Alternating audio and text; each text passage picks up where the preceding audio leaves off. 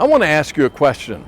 After you die, after you've gone and you've lived your life here on this earth, how do you want to be remembered? Do you want to be remembered in any special way? Well, I tell you what I would like to be remembered as: a friend of God.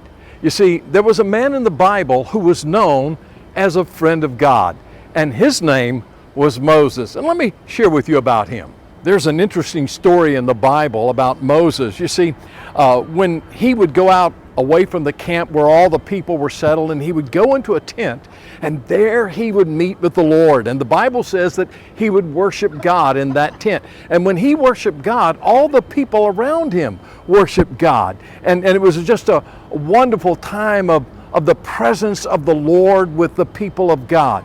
But during that time, the Bible says that Moses used to meet with the Lord, and God would speak to him face to face, just as a man speaks to a friend. You see, Moses was the friend of God. Why was he a friend of God? Why was he described in that way? Because you see, Moses spent time talking to God, and Moses let God speak to him. And that's why the Bible calls him a friend of God.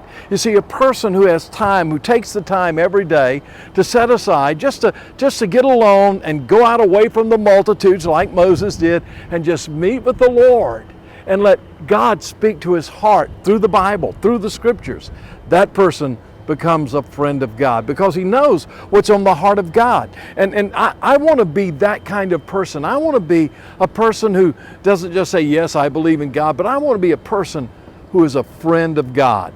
And in order to be a friend of God, then you have to have time alone with him. You need to share your heart with him and let him share his heart with you. And when he speaks to you, he will speak to you just as a man speaks to his friend. So why don't you be a friend of God?